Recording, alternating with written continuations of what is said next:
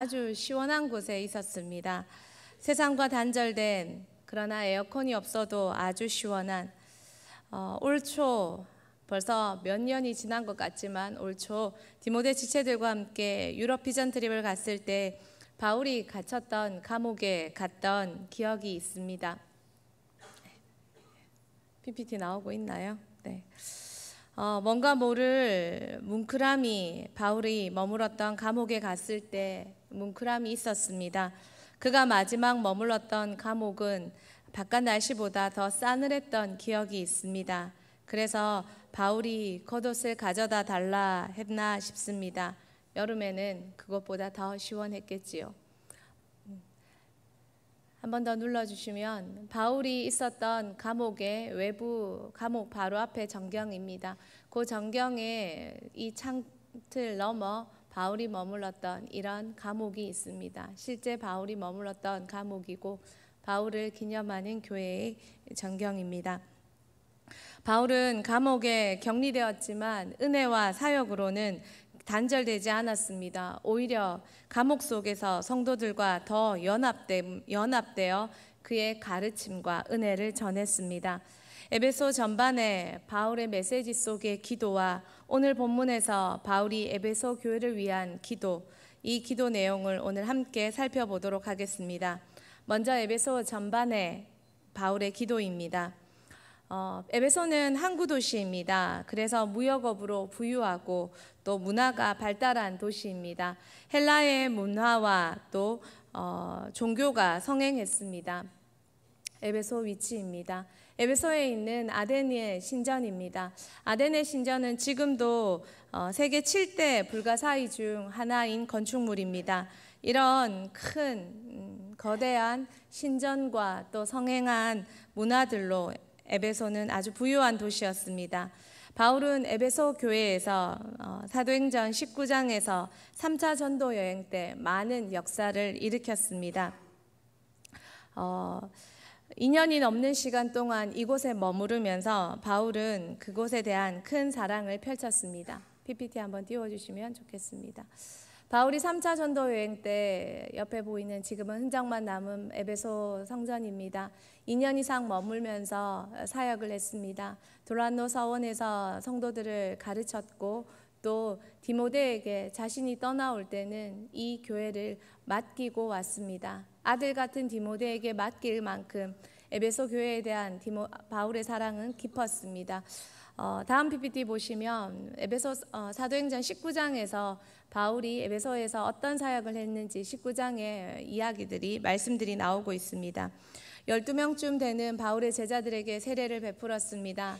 도란노 서원에서 바울은 날마다 말씀을 가르쳤다고 사도행전 19장은 말합니다. 또 병을 치료하고 악기를 쫓는 놀라운 기적이 일어났습니다. 심지어 바울이 썼던 옷들을 가져다가 사용해도 귀신이 쫓아나갈 만큼 놀라운 기적이 에베소에 있었습니다. 또 스게와의 7 아들이 바울을 흉내내다가 귀신에게 공격당하기도 했습니다. 바울은 그 누구도 흉내낼 수 없는 강력한 복음의 역사를 일으켰습니다.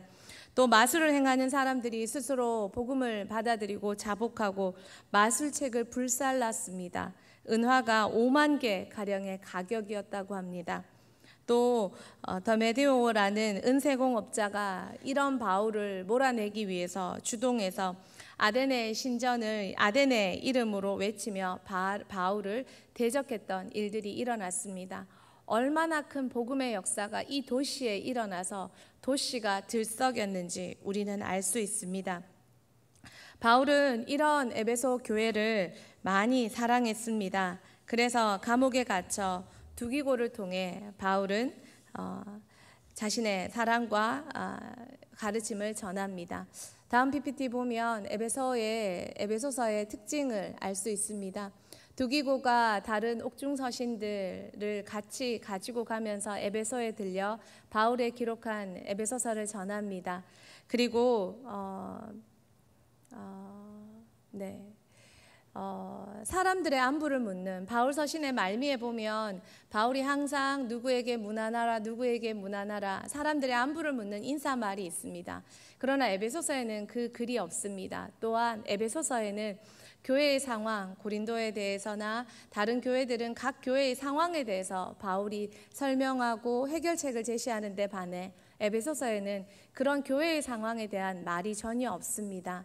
그래서 사람들은 이 에베소 교회에 대해 이 에베소서는 바울이 에베소서뿐만 아니라 주변에 에베소 교회를 모교회로 삼는 여러 교회들이 함께 읽을 복음의 진수를, 복음의 원리를 설명하고 있지 않나 이야기합니다. 에베소서는 구성이 전반부, 후반부로 나뉩니다. 전반부는 복음에 대한, 복음이 예수 그리스도로 하나 되어 많은 민족이 예수 안에서 하나됨의 복음의 능력과, 후반부는 복음으로 사는 삶을 말하고 있습니다.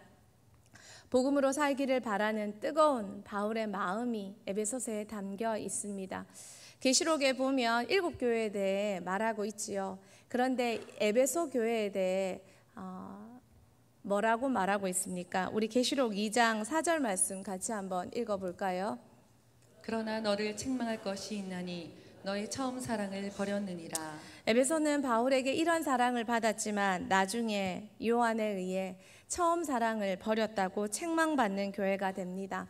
바울은 에베소에게 이 처음 사랑을 식기 전에 식어가고 있는 에베소에게 책망하며 다시 한번 에베소 교회가 불이 일어나도록 소망하며 편지를 기록하고 있습니다. 그리고 그 기록한 글은 기도입니다.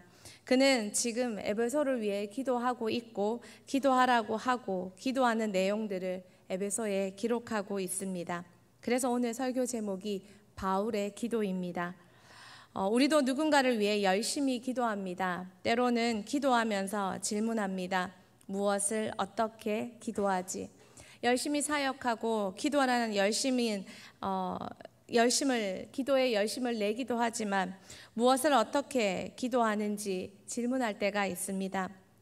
바울에게 교회는 그의 자녀들과 같은 존재였습니다. 감옥에 있으면서 바울은 교회를 세우고 말씀을 가르치고 그들을 돌보고 양육하고 복음에 필요한 모든 것을 다 했지만 감옥에 들어와 바울이 지금 하고 있는 것은 그들을 위한 기도요, 또한 그들을 위해 기도하고 기도하라고 하는 그의 권면입니다. 감옥에서 그는 쉬고 놀고 아무것도 하지 않은 것이 아니라 여전히 사명을 감당했습니다. 그것이 기도의 삶이었습니다. 그랬기에 빌립보 교인들에게는 기뻐하라고 말하고 에베소 교인들에게는 나를 위해 근심하지 말라고 위로하면서 그는 되려 감옥에서 더 큰 사역을 감당했습니다. 에베소 3장 13절 말씀 같이 한번 보겠습니다. 그러므로 너희에게 구하노니 너희를 위한 나의 여러 환난에 대하여 낙심하지 말라. 이는 너희의 영광이니라. 바울은 자신의 처지에 대해 낙심하지 말라고 말합니다. 그는 오히려 성도들보다 더 풍성한 사역을 감옥에서 감당했기 때문입니다. 복음으로 사명의 삶을 살았던 자신처럼 복음의 역사가 강력하게 시작되었던 에베소 교회도 자신처럼 그 교회의 시작처럼 변함없이 뜨거운 열정을 가지고 하나님 앞에 달려가기를 바라면서 바울은 가르치고 기도하고 또한 그들을 권면하고 있습니다. 바울은 우리가 너무 잘 아는 대로 뛰어난 지성을 가진 사람입니다. 가말리엘 문화에서 배웠고 또한 바울을 통해 신학이 형성이 되었고 구체화되었습니다. 그런 바울은 또한 지성인 사람들의 약한 것이 행동입니다. 그러나 그는 뜨겁게 행동하는 사람이었습니다. 그에게 말씀만 기록하는 지성만 있었던 것이 아니라 또한 지성을, 그가 가르쳤던 말씀을 그대로 살아내는, 교회를 사랑하고 영혼을 돌보고 말씀대로 살아나는 행동까지 있었습니다. 그런데 그런 바울이 에베소서 마지막에 성도들에게 권면하는 것은 바로 영적 전쟁입니다. 에베소서 6장 10절에서 12절 말씀 같이 한번 보겠습니다. 끝으로 너희가 주 안에서와 그 힘의 능력으로 강건하여지고 마귀의 관계를 능히 대적하기 위하여 하나님의 전신 갑주를 입으라. 우리의 씨름은 혈과 육을 상대하는 것이 아니요 통치자들과 권세들과 이 어둠의 세상 주관자들과 하늘에 있는 악의 영들을 상대함이라. 아멘. 지성과 행함을 두루 갖춘 사도 바울은 그러나 여기에 또한 놓치지 않고 이 모든 것이 영적 전쟁임을 알았습니다. 그래서 그는 성도들에게 기도하라고 부탁하고 기도해 달라고 요청하는 것입니다. 바울은 말씀을 맺으면서도 자신을 위한 기도, 자기를 위한 기도, 그리고 서로를 위한 기도를 부탁합니다. 에베소서 6장 18절에서 20절 세 번역입니다. 우리 같이 한번 읽어보겠습니다. 온갖 기도와 간구로 언제나 성령 안에서 기도하십시오. 이것을 위하여 늘 깨어서 끝까지 참으면서 성도를 위하여 간구하십시오. 또 나를 위하여 기도하기를 내가 입을 열 때에 하나님께서 말씀을 주셔서 담대하게 복음의 비밀을 알릴 수 있게 해달라고 하십시오. 나는 사슬에 매어 있으니 이 복음을 전하는 사신입니다. 이런 형편에서도 내가 마땅히 해야 할 말을 담대히 말할 수 있게 기도하여 주십시오. 아멘. 사도 바울은 자신의 모든 능력이 또한 하나님께 근거함을 알고 자신을 위해 기도해달라고, 그리고 서로를 위해 기도하라고, 그리고 기도하자고 이렇게 권면합니다. 에베소 전반에서 그의 뜨거운 복음과 복음을 살아내는 행동 지침과 그리고 이 모든 것들이 영적 전쟁임을 골고루 알려준 바울은 우리에게 기도하기를, 쉬는 죄를 범치 말라고 가르쳐 줍니다. 그럼 두 번째로 오늘 여러분과 읽었던 본문에서 바울은 어떤 기도를 했는지 한번 살펴보기를 원합니다. 바울은 14절에서, 오늘 본문 14절에서 무릎을 꿇고 기도한다라고 말합니다. 성경에서 간절한 기도를 이야기할 때 기도의 자세를 이야기할 때가 많습니다. 무릎 사이에 머리를 넣고, 예수님은 땀이 핏방울이 될 정도로 기도했다고 말합니다. 바울이 지금 기도하는 자세는 무릎을 꿇고 기도한다고 말합니다. 바울은 감옥에 갇힌 그가 되려 감옥 밖에 있는 성도들을 위해 간절히 기도합니다. 무엇을 기도할까요? 사람들이 이렇게 질문합니다. 자녀를 위해 기도합니다. 또 한 영혼을 위해 기도합니다. 그런데 기도하고 있는데 무엇을 어떻게 기도해야 할까요? 질문할 때가 있습니다. 사도 바울의 기도의 내용을 한번 살펴보면서 우리도 한 영혼을 위한 기도를 이렇게 하면 어떨까 하는 마음이 꼭 들었습니다. 첫 번째입니다. 우리 같이 한번 읽어보겠습니다. 속사람의 강건을 두고 그는 기도했습니다. 16절 말씀 우리 같이 한번 다시 읽어볼까요? 그의 영광의 풍성함을 따라 그의 성령으로 말미암아 너희 속사람을 능력으로 강건하게 하시오며. 바울은 성도들의 속사람을 위해 기도해 줬습니다. 겉사람, 속사람, 성경은 사람들을 표현할 때 이렇게 표현할 때가 있습니다. 속사람은 우리의 영혼을 두고 말합니다. 겉사람은 늙어갑니다. 그러나 속사람은 날로 새로워질 수 있습니다. 세상은 겉사람에 대해서만 압니다. 속사람에 대해 알지 못합니다.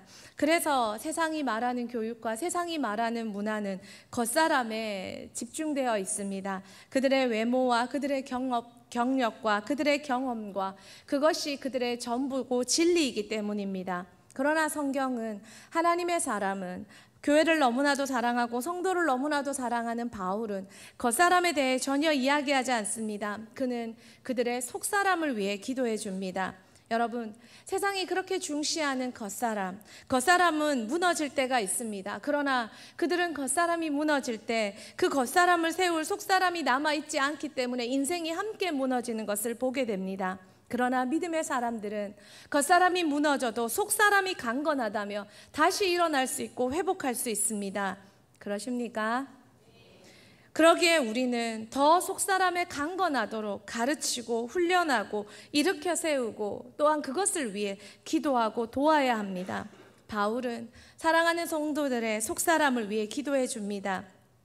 속사람이 강건한 사람을 심령이 강한 사람이라고 우리는 말할 수 있습니다. 세례 요한처럼, 예수 그리스도처럼 심령이 강한 사람, 겉사람을 추구하는 세상에서 탈피해서, 세상에서 벗어나서 겉사람에 집중하고 시간이 걸리더라도 겉사람에게 집중하며 걸어갈 때 세상이 감당치 못한 사람, 세례 요한처럼 심령이 강한 사람, 예수님처럼 어떤 인기에도 어떤 가난함에도 어떤 어려움에도 이겨나갈 수 있는 사람, 사도 바울이 고백하듯 풍부에도 빈곤에도 처할 줄 아는 사람, 그런 사람이 될 수 있지 않을까요? 정말 함께 나를 위해 우리를 위해 기도하면 좋겠습니다. 속사람이 강건하도록 말입니다. 두 번째입니다. 우리 같이 한번 읽겠습니다. 그리스도의 사랑에 뿌리를 둔 믿음. 그리스도의 사랑에 뿌리를 둔 믿음을 두고 우리는 기도해야 합니다. 우리 17절 말씀도 같이 한번 읽겠습니다. 믿음으로 말미암아 그리스도께서 너희 마음에 계시게 하시옵고 너희가 사랑 가운데서 뿌리가 박히고 터가 굳어져서 교회 열심히 나오고 신앙생활 열심히 합니다. 열심히 헌신합니다. 그러나 우리의 신앙이 조금 비껴갈 수도 있다는 것입니다. 무엇을 위해? 어릴 때는 비껴갈 수 있지만 시간이 지날수록 장성해질수록 우리의 신앙이 우리 안에 들어오신 예수 그리스도의 사랑에 뿌리를 두고 세움을 입어 그리스도의 장성한 분량까지 자라갈 수 있습니다. 뿌리가 든든할 때 성장도 견고하고 아름다울 수 있습니다. 그러나 뿌리가 빈약하면 성장도 더디고 열매도 부실합니다. 무엇에 뿌리를 두었느냐? 교회 오면 좋은 사람도 많습니다. 교회 오면 좋은 것들이 많이 있습니다. 그러나 우리가 교회에 오기 때문에 더 집중해야 될 것, 그것은 그리스도에 대한 우리의 사랑이 더 확고해지고 더 깊어지는 것입니다. 그리스도의 사랑에 뿌리를 둔다면 예수님도 그러하셨듯이 우리를 통해 그리스도의 사랑에 뿌리를 둔 사람을 통해 연합이 이루어집니다. 화목이 이루어집니다. 사랑이 일어날 것입니다. 그리고 옳고 그름이 아니라 교회는 그 그리스도의 뿌리를 둔 많은 사람들이 많아지면 많아질수록 더욱 든든히 세워질 것입니다. 무엇에 뿌리를 두고 기도하고 계십니까? 또한 무엇에 뿌리를 두게 해달라고 기도하고 계십니까? 우리의 뿌리가 예수 그리스도에 대한 사랑, 예수 그리스도의 십자가에 집중하며 뿌리를 둬서 어떤 바람에도 어떤 폭풍에도 넘어지지 않는 견고한 신앙으로 자라기를 소망합니다. 세 번째입니다. 같이 읽겠습니다. 그리스도의 사랑을 깨달음. 그리스도의 사랑을 더 깨닫도록 또한 이것을 기도해야 합니다. 우리 18절도 같이 한번 읽겠습니다. 능히 모든 성도와 함께 지식에 넘치는 그리스도의 사랑을 알고 그리스도의 사랑을 점점 더 알아가야 합니다. 지정이 모든 면에 다 알아야 합니다. 함께 말씀을 듣습니다. 함께 배움을 읽습니다. 함께 사랑을 받습니다. 그런데 깨닫는 눈이 열리지 않고 깨닫는 귀가 닫혀 있으면 보아도 볼 수 없고 들어도 들을 수 없습니다. 그래서 성경에 그렇게 간절히 들을지어다 네가 무엇을 보느냐 그렇게 많이 보고 듣는 것에 성경이 우리에게 말하고 외치고 있는지도 모릅니다. 볼 수 있도록 들을 수 있도록 그래서 그리스도의 사랑을 더 깨달아서 그 지식이 넘치도록 알 수 있도록 우리는 기도해 주어야 합니다. 왜 원망할까요? 사람 탓, 환경 탓. 교회 가면 이것도 없고 저것도 없고 이래도 안 해주고 저래도 안 해주고 교회의 모든 것은 그리스도의 사랑에 기반을 둡니다. 그것이 보이지 않는다면 때로는 훈계와 징계와 때로는 질책도 혼란도 그리스도의 사랑에 뿌리 두고 있음이 보이지 않는다면 때로는 헌신의 강요함도 강요할 수 있죠. 수요일날 말씀드렸던 것처럼 하나님에 대한 사랑과 예수에 대한 사랑이 깊은 사람일수록 그를 향한 헌신과 녹슬어 없어지고 싶어하는 사모함이 더 깊어진다고 말씀드렸습니다. 때로는 내가 사랑하는 사람이기에 더 깊이 헌신하도록 유도 이끌 수 있고 이끌어내는 것 또한 그것이 그리스도의 사랑에 기초를 두고 있음을 보고 또한 그 사랑이 더 깊어져서 그것을 깨닫고 볼 수 있는 눈이 열리도록 우리 함께 기도할 수 있기를 소망합니다. 같은 수준이 되면 같은 봄이 되면 같은 들음이 되면 우리는 같은 이야기를 할 수 있습니다. 하나님 최소한 대흥교회 모든 기도하는 성도님들 이 3년이 지났을 때는 어린아이 신앙을 다 벗어서 정말 속사람이 강건하고 예수 그리스도의 사랑에 깊이 뿌리를 두고 예수 그리스도의 사랑에 지식이 알미 넘쳐나서 더 자라가는 우리 대흥교회가 되기를 간절히 소망합니다. 마지막 네 번째는 그리스도의 사랑이 충만하도록 바울은 기도해주고 있습니다. 19절 같이 읽도록 하겠습니다. 그 너비와 길이와 높이와 깊이가 어떠함을 깨달아 하나님의 모든 충만하신 것으로 너에게 충만하게 하시기를 구하노라. 아멘. 18절과 19절은 조금 연결되어 있지만 바울은 마지막으로 그리스도의 사랑이 채워져서 알아져서 깨달아져서 이 충만함이 넘치고 넘쳐 흘러가도록 기도하고 있습니다. 에스겔의 성전 문지방에 물이 흐르는 환상이 있습니다. 성전 문지방에서 물이 흘러 닿는 곳마다 새롭게 되고 소생케 되고 살아나고 그 물이 무릎을, 허리를, 가슴을 그리고 우리를 완전히 뒤덮는 그 넘치는 물로 생물이 살아나는 환상을 이야기합니다. 여러분, 가득 차면 넘쳐나게 됩니다.